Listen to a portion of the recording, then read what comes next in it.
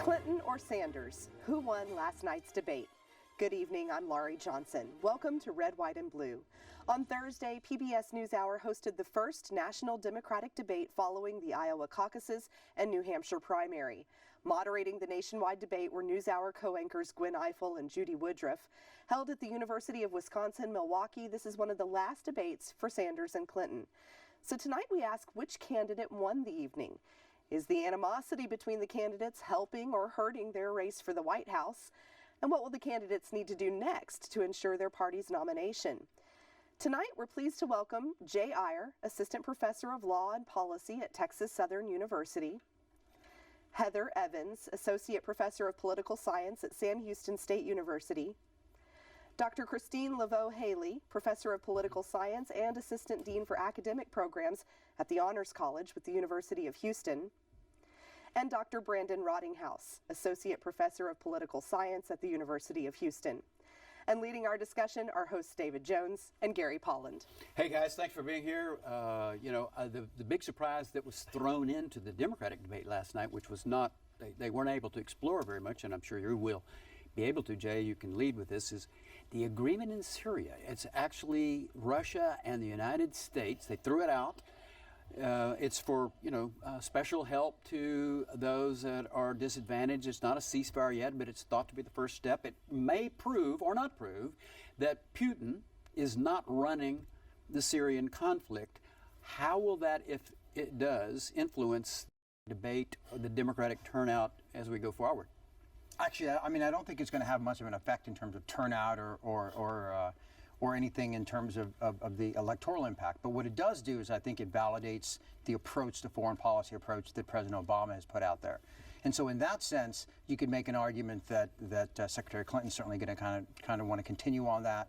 And to a lesser extent, how much conflict you have between Sanders and Clinton as it relates to. So I guess, Gary, what I'm asking, Jay, is doesn't Hillary Clinton have an advantage, given that she's been a party to all of the successes of the Democratic president? I think that Hillary Clinton owns the President Obama. She mentioned him 34 times in the debate. Right.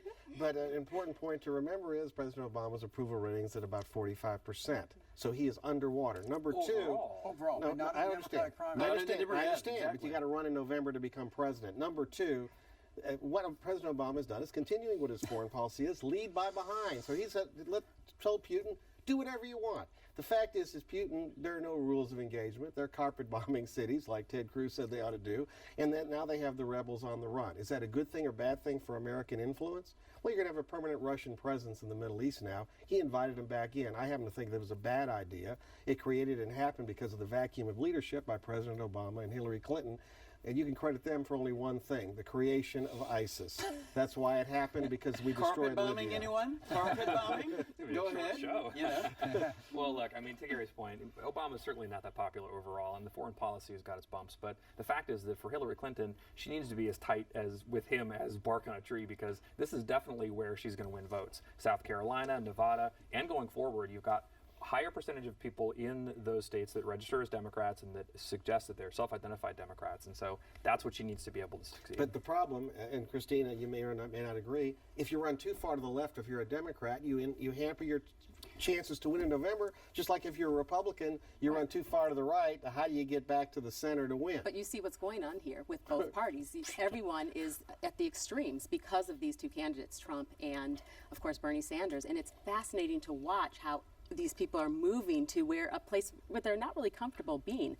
Now, in terms of the international issues, Democratic voters aren't really that interested in it. It's amazing, again, to see the difference between the Republican voters and the Democrats, and they're really not. They really want us to get back to the discussion on domestic affairs. Okay, so this is a local show. We don't need to be repeating what everybody else has heard about what happened I haven't heard at any the repetition. so I think far. everything has been original. There are no Rubio demonstrations yet. That's true. What I want to ask all of you is, what does Albert Sidney Johnston, Sidney Lanier, and Jeff Davis have to do with the Democratic Party's efforts to win over black voters? And you all know what I'm talking about. These are HISD schools whose Yes. names are going to change for some reason. Let's Right. go. They're going to change because they're linked to the Confederacy, right? And there is a movement that we've seen across the nation to address these issues. Now, what we're finding, again, what we've seen with the debate last night, there is a focus on black voters. At least right now, we're looking at South Carolina. So right now, there's a focus on black voters. It will be interesting to see if that stays, if it remains that way. We saw in 2008, black voters came out, of course, in mass. 2012, we questioned whether they would again. They did. Now we have a candidate who is speaking to black voters. It's very interesting, and that's not Hillary Clinton. That debate was No, it's Bernie incredible. Sanders. Bernie Sanders is speaking African Americans' language, and so we'll have to see what happens. And Hillary Clinton is speaking robotic liberalism, right, Heather? But I kind of think that actually Hillary is speaking to the African American community, because last night questions were asked about race, right? What are we going to do? There was one question that came in from a Facebook group that said, you know, I thought great things were going to happen, and now we see Obama in the White House, and unfortunately race relations haven't gotten better.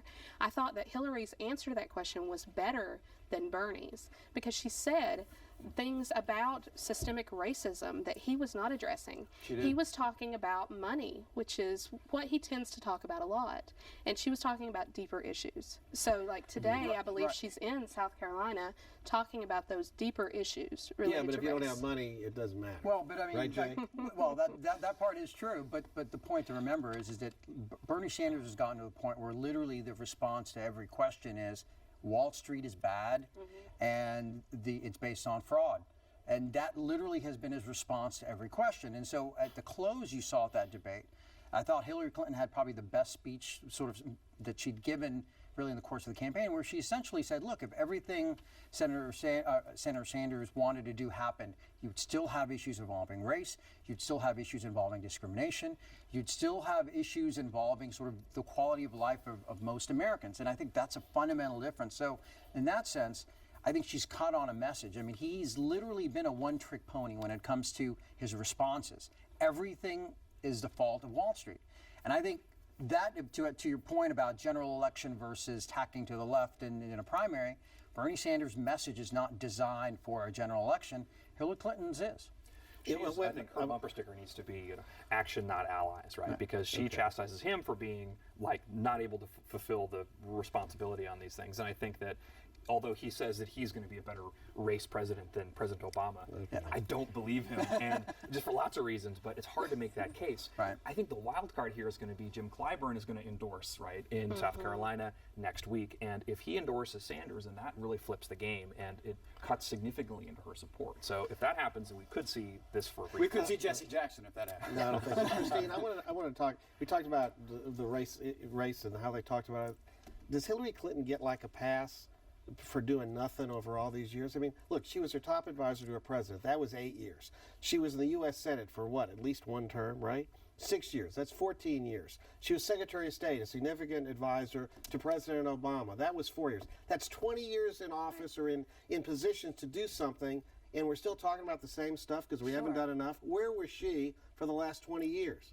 Yeah, I think what we're seeing with Hillary Clinton is that the establishment, blacks, are going to support Hillary Clinton. Everyone else, in terms of African Americans, if they're listening, they're liking what Bernie Sanders has to say. He said, I don't know how many times last night he used the word radical change, radical. And she talked about kind of these, slow steps towards progress, and that's not what He people hasn't want won to hear over at Al this Sharpton point. yet, even though we're not using that name. But, thing- youth unemployment, Right. African American youth unemployment is higher than any other race. That's a big problem. They don't have a job. What are they going to do? That's been a problem for a long time. Gary's So- right about this, Jay. He's right about this. The incarceration of African Americans started Absolutely. in the 90s. Absolutely. Okay. And with a chance to do something. And that was the Clinton long time. that was Right. the Clinton era. In addition, at the same time that Clinton was leading that effort, if you will, Ann Richards, governor of Texas, was building every prison she could in every town in Texas.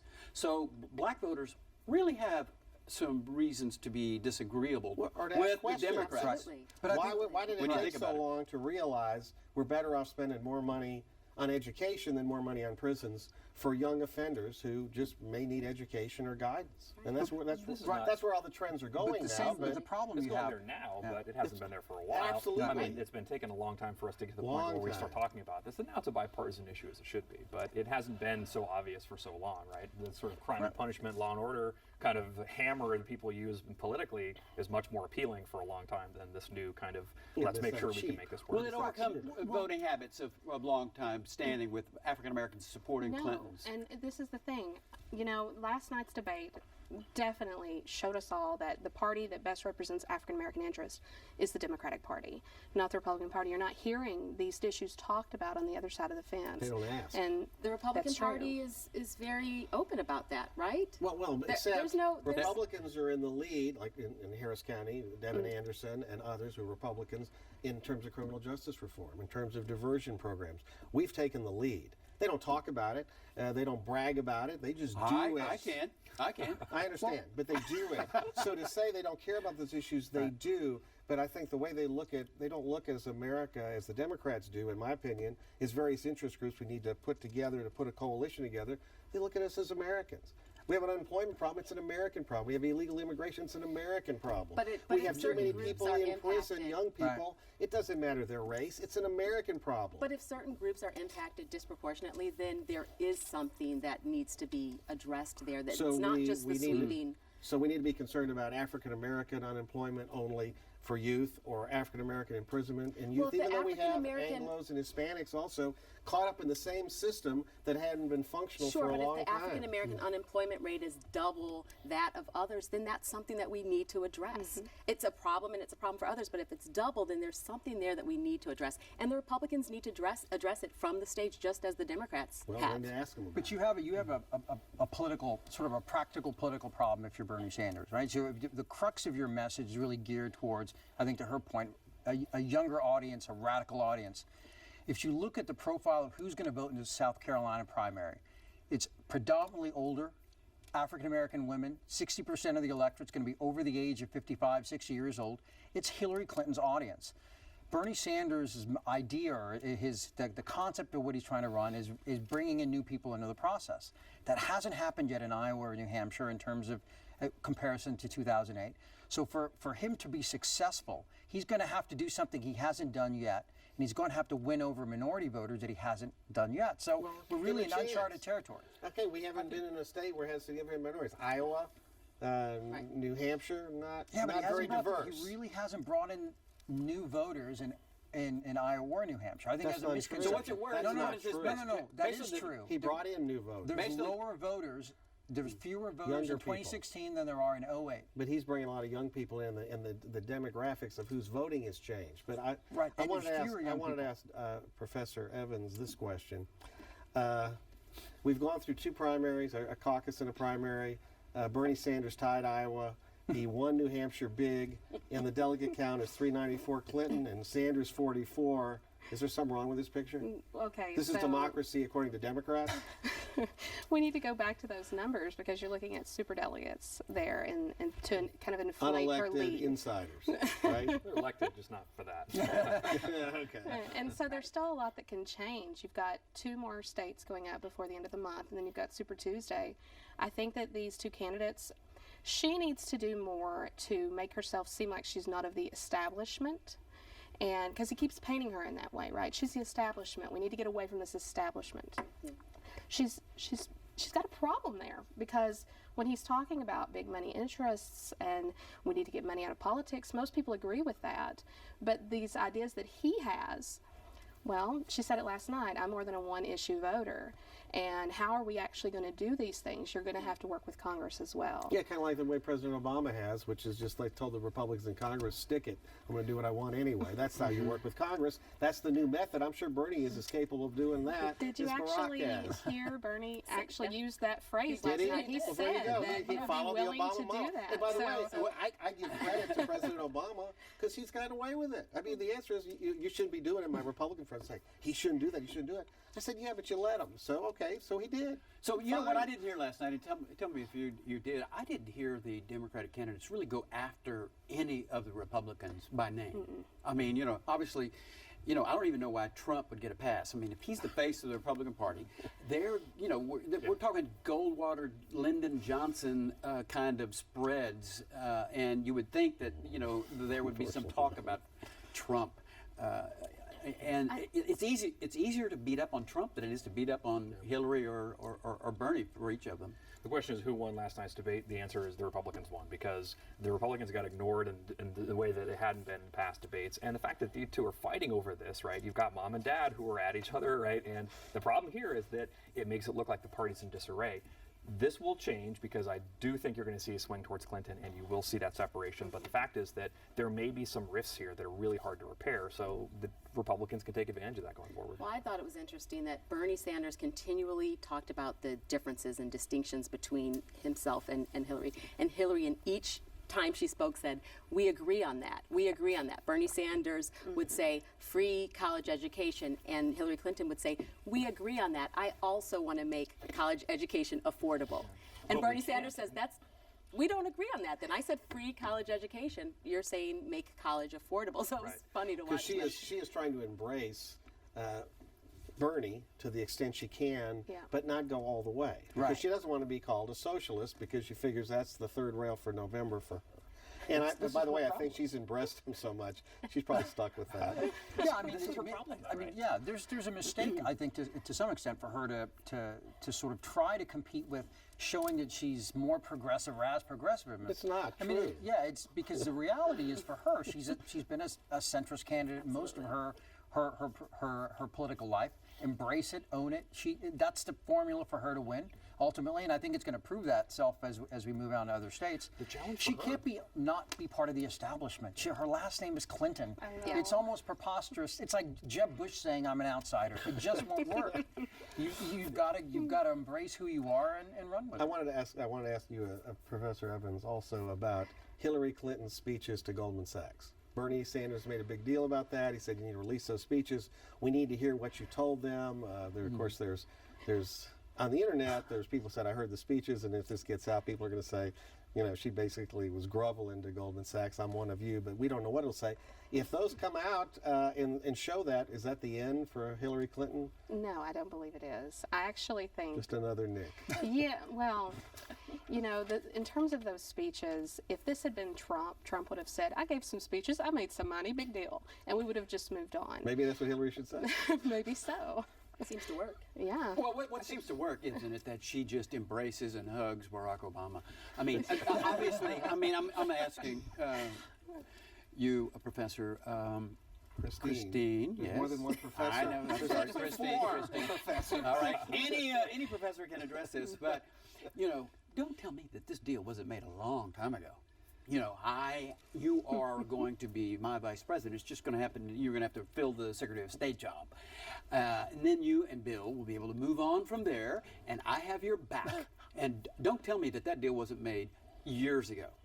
Maybe, but you know, I think her biggest challenge is that problem where she tries to be all things to all people, and there's this, I think, perception that the message changes based upon who she's talking to. And so her biggest challenge going into last night's debate was that she needed to define that more clearly. She did that early on. She said, at the front, here's why I'm running, right? It's about to sort of balance the books on the sort of equality issues. But it may be too late for her to be able to make that argument stick. She can go forward on that, and there's definitely going to be some movement in terms of the support for her. But I think there's still this ambiguity. And the problem for her is in the primary for sure, but when she gets to the general, what does she stand for? What's the candidacy about, right? What's the main theme? For Trump, it's pretty easy. For Sanders, pretty easy. Right. For her, I don't know. What I wanted to see her do last night was challenge Sanders in terms of this, you know, big vision, just like Obama, change, you know. Right. So what, and she did it, and it did not work well for her. It is difficult to really challenge someone and make them stick to an answer in a debate type setting, and so she tried. I agree. And I don't think that, you know, I was waiting for the hosts of it to bear down a little bit, because he clearly was not answering the questions about price tags on his programs. And, you know, I don't know, but what she's not worried about him being so angry. You know, he just looks like he just wants to take your head off. Lots of this.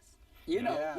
yeah. She I got got Imagine under if his she skin. did that. Right. You know. All right, what about? Let's talk about the woman vote. I mean, Hillary. Part of her definition is, this is another historic election. Now we can elect a woman. Though some women say, well, not really, because you're riding your husband's coattails. But is that a factor, you think, in whether or not whether Republicans will put a woman on the ticket? What do y'all think? I think that I like that she's speaking to female voters, even though some of the polls are saying that some of the female voters are going to Bernie. I enjoyed her answer last night where she said, I want to empower women to be able to make choices, even if that isn't me. I think that's a strong answer, a strong response, given what has happened recently in the media with certain other females making statements about, women being in hell if they don't support other women. It didn't work for Fiorina. Carly Fiorina did not get a whole lot of Republican I women. think that was an awkward kind of response. I did not like that response, and I wish she would be just more sincere about what it means to be a woman. I guess she can never talk about what happened in the White House, but it would make us kind of relate to her as a woman. That was probably a difficult time for her as a woman, and she had to make a very difficult decision there in terms of her husband's behavior. And And she decided to be an enabler. Is what She did. led the fight to begin Obamacare. It was Hillary Care. Right. She led the fight. She presented it to the country, and she was defeated. And, now she's back. I mean, I think if you look at the polling data, and this really goes to what the two of them are saying and what Brandon said earlier, is that the biggest criticism is that she's not authentic. If you look at what people say about Bernie Sanders, whether you like him or disagree with him, he's authentic. He is what he is. He's said the same thing for over 30 years. It may be outside the sort of the norm or the continuum, but he's been very consistent. The issue with her is that there's a perception that she's not authentic. Whether that's fair or not is, I think debatable. But that's been the rap on her. Yeah. What I would say is I think the historical analogy we ought to look to is the '92 race. At this point, Bill Clinton was reeling from scandal, limping out of New Hampshire. He'd self-declared comeback. He finished second after finishing fourth in Iowa, right? Comeback kid. And then he came through and he won in the South. And he was, at a point and sort of reinvigorated himself. And there was a reset in the campaign for himself, and ultimately a reset to win. And I would argue that you probably see a very similar thing. I think after around March 15th, we'll see what the state of this race really is. After Super Tuesday, we'll know. Because I think if you look at the numbers, they really do favor her. Mm-hmm. And then at that point, then we'll see if really some of these same problems exist going forward. How does she get over her terrible numbers on trust and truthfulness? Yeah, I think one way she can the same way her husband did. Frankly, that's right. She's not her husband. She's not. I think that Jay's exactly right.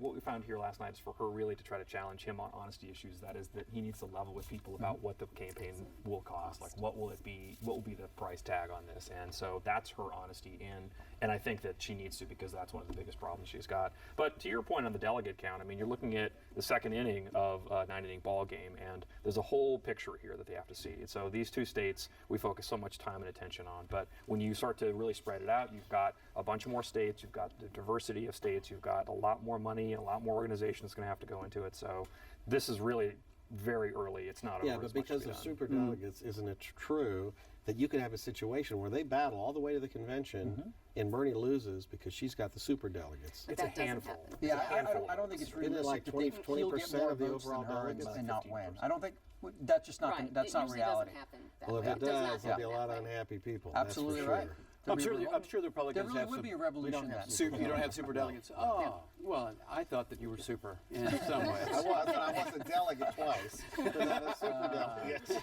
I was elected. So it's 8 days till the Nevada caucus for the Democrats and 8 days for the South Carolina primary for the Republicans.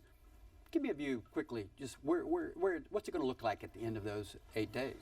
I think you're going to see the narrative flipped. I mean, the headlines this week have all been, Hillary Clinton underwater, campaign in disarray. It's going to be completely opposite. It's going to be her surging. I think that Rubio is probably going to languish a bit, but I think that Trump and Cruz are going to battle neck and neck for a while. He's got the organization, but he's got the momentum, so that's going to be. So Cruz is Super Tuesday or nothing, right? Because it's Texas and all the evangelicals and all the other southern states. This is his moment. Right. I would mean, be. I mean, you've got Vermont in there. You've got, I think, Michigan's in there as well. So you've got an interesting balance. I mean, Kasich may do better than I think people think because of that. But you're right. Cruz has to win. The only state he's leading in right now is Texas on the Super Tuesday one. So he has to win And he here. doesn't even have the endorsement of the governor of the state of Texas yet. He's staying out of it until it's determined who it's going to be. Which is interesting. So if Trump wins South Carolina and Trump is winning Florida, does well everywhere else, it could be over. Lori. So good. I don't know how you feel about President Trump. Because Say goodbye, guys. The Republican's going to win. Thanks for all being. I'll all of keep you that for to being myself, here. guys. Thank you. Don't forget that every week, following Red, White, and Blue, you can continue the conversation online with Houston Public Media's digital series, Political Perspectives, featuring Jay Iyer and Brandon Rottinghouse. Starting at 8 p.m., log on to houstonpublicmedia.org/perspectives. And remember, you can catch Red, White, and Blue every Friday at 7:30 p.m. here on TV8, and again Saturdays at 6:30 p.m. We also invite you to visit us online and send us your comments. We want to hear what you have to say about the issues that affect Houston. You can submit your comments at houstonpublicmedia.org or on Facebook. And don't forget to like us. Thanks so much for watching. Good night.